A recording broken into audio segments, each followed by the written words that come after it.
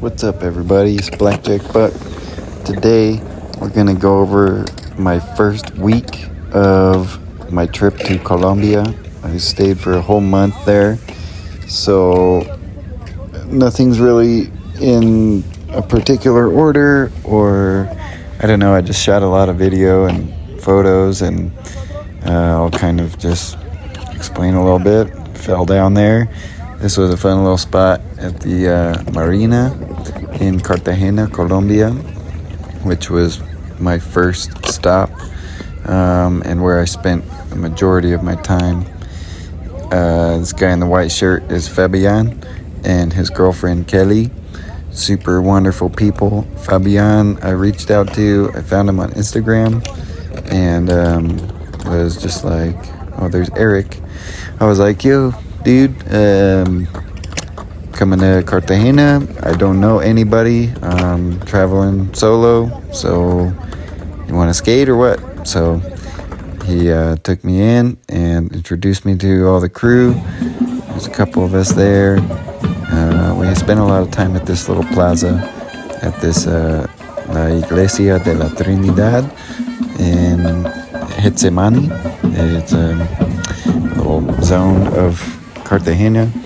Pretty touristy spot, party spot, lots of good food trucks, and always some kind of entertainment happening there. So this is the skate park, Chambacu skate park, kind of the better one of the area. In Cartagena, there's really only two skate parks, this one and Crespo, which you'll see a little bit of later.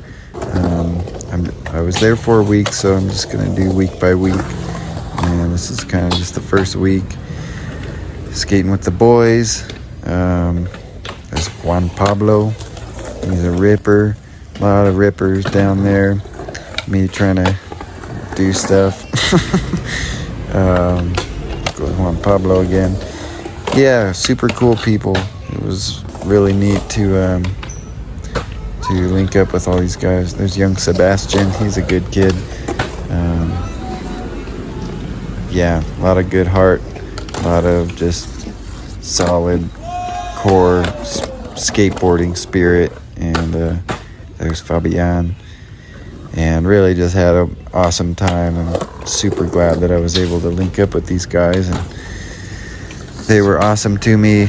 Just treated me like family. So this next part, they're all signing a Colombian flag for me.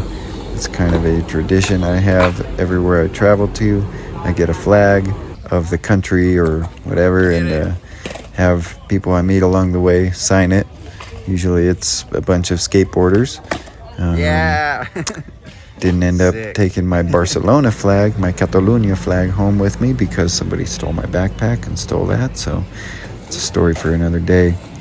And here we are, just kind of cruising around Getsemani. And here's another shot of everybody with the flag.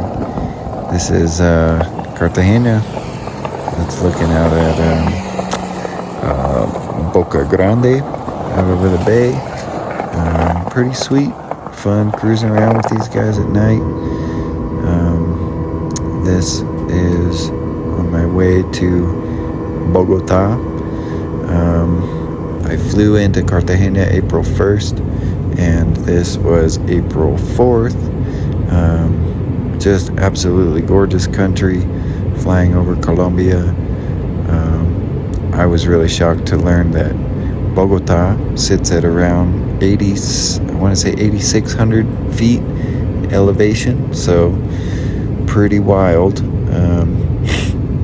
I went to Bogota for a big concert, and it was super epic. Carol G, if you've never heard of her, just check her out. She's a pretty big deal down there. She's from Medellin, Colombia, and she won her first Grammy recently, and she is just freaking epic.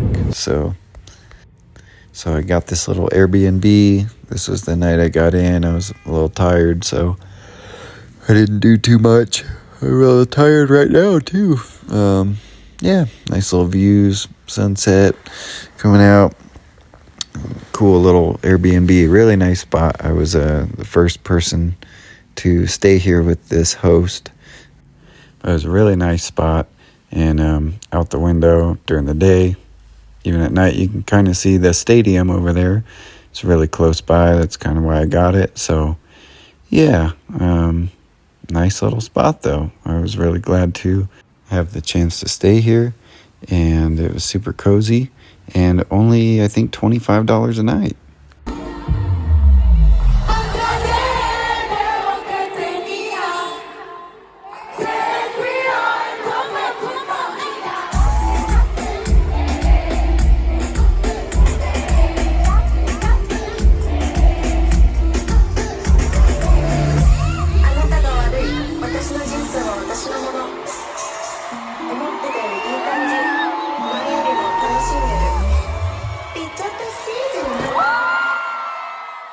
It was a pretty epic and big deal to be able to see Karol G in her home country of Colombia. And as you can see here, the stadium, the giant, one of those giant stadium soccer arena kind of things, holds about 32,000 people, I think. She played 2 nights back to back, and both were sold out, so it was huge. I spent 14 hours on my feet. I got there at 11 a.m., stood in line until the doors opened at 2, and then took another 2 hours to get into the stadium, and so that was 4 o'clock by then, and the opening performers didn't come on until 8. Karol G did not come on until 10, so you can imagine the day I had, and with floor seats, I couldn't really move from my spot because I would lose my spot, and I feel like I had a decent spot. Could have been better, obviously, but, you know, it could have been worse had I left my spot at any point in the 6 hours that I had to stand there and wait for her to come on. But it was super worth it.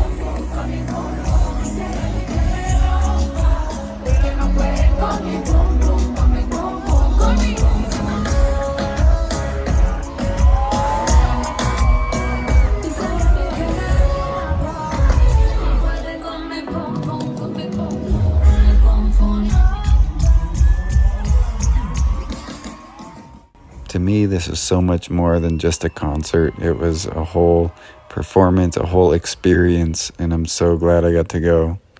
So the next day, as tired as I was, I got up and walked around the city, and this is El Parque. Oh shit, what's the name of this place? I don't know, big park, super cool, super beautiful, big lake there, and this is a library. I also forgot the name, but some cool graffiti. There's a lot of cool graffiti around, beautiful artwork everywhere. I really enjoyed Bogota. It was a really fun city, and I wish I had a couple more days there, but I would be only there for 3 days.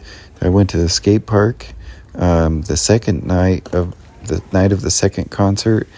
Met a bunch of cool ass cats and skated with them for a bit. Got them all to sign my flag, so that was rad. And we were less than a block from the stadium where Karol G was playing again. So we got to listen in and skate and make some fun memories. So that's basically it. That's basically it. I gotta go to sleep, dude. I'm back in the States right now, back in Colorado. But that was my first week in Colombia in a very small nutshell. I try to keep it kind of short and everything. I was going to do a whole thing, but it was going to be really long, and I realized that most of you don't have the attention span for that.